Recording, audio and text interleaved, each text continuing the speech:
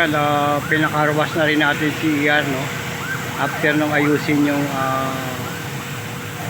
galing sa shop, sa motor shop, pinayos natin. Ito, pinakarwas naman natin para malinis.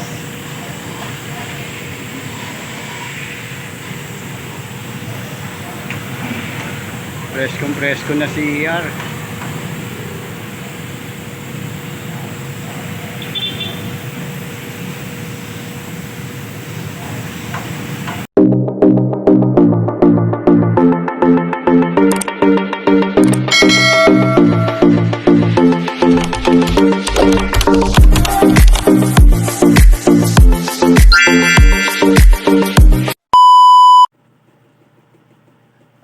Hello, magandang umaga, no? Magandang umaga mga karem.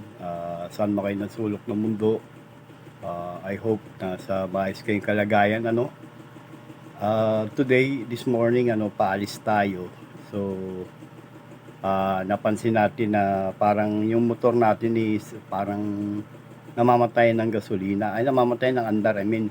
And then, ito nga, nung paalis na ako, may nakapansin na isang rider na malakas yung tagas ng gasolina kapag nire-revolution ko.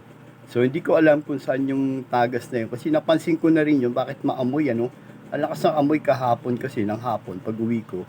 Napansin ko na maamoy. So eto, ngayon nga ito confirm na may nakakita na malakas talaga ang tagas. So today, papasok sana tayo guys ng trabaho, no. So decide tayo na hindi na tayo tutuloy sa trabaho, and then ano na lang muna, ipapacheck natin yung motor kasi importante yun, no? Gasolina yun eh. So guys,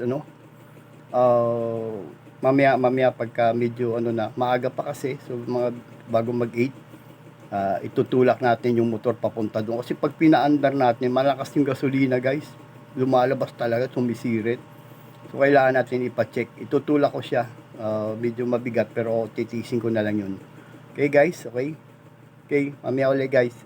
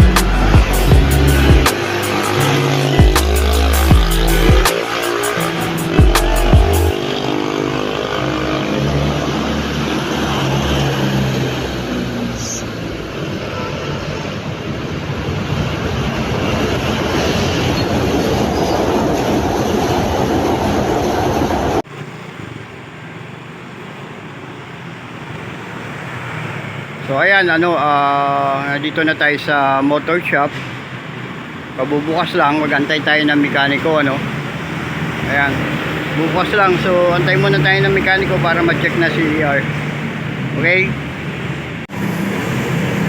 So ayan guys, bumili tayo ng hose.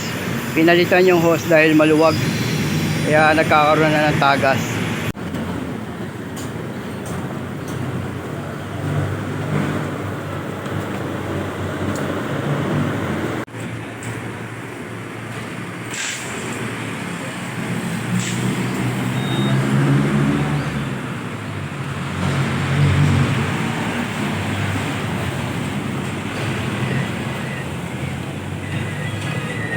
One hour later.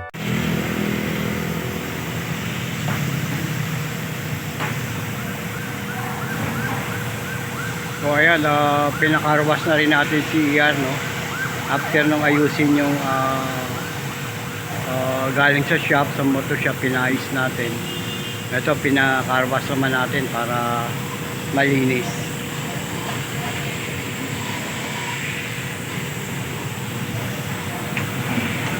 Presko na si ER.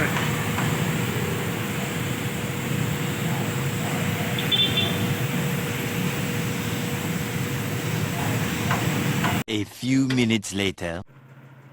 Ayan kararating lang natin dito sa bahay from motor shop. Pinagawa natin yung motor, and then after that diretso tayo sa car wash. Pinalinis na rin natin para tuloy-tuloy na yung condition ng motor.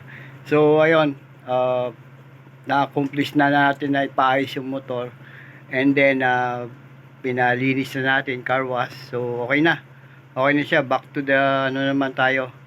So kanina kasi guys, talagang halos nakakapanlumo na paalis ka na, and then yun na makikita mo na may nakapansin na ang lakas ng tagas ng ng gasolina sa ilalim.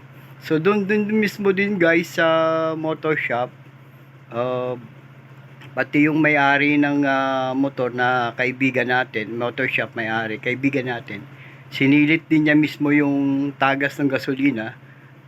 Pina-start ko yung motor, so nakita nga niya na hindi biro yung gasolina na tumatagas, kasi delikado yung guys, pwedeng pagmulan ng sunog ng motor yun, kasi gasolina yun So at saka namamatay-matay yung gasolina, hindi siya makatuloy na pasok to sa carburetor.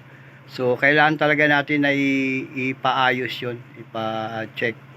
So far okay naman, na ayos na siya. Yun, dito na tayo sa bahay, pahinga na tayo.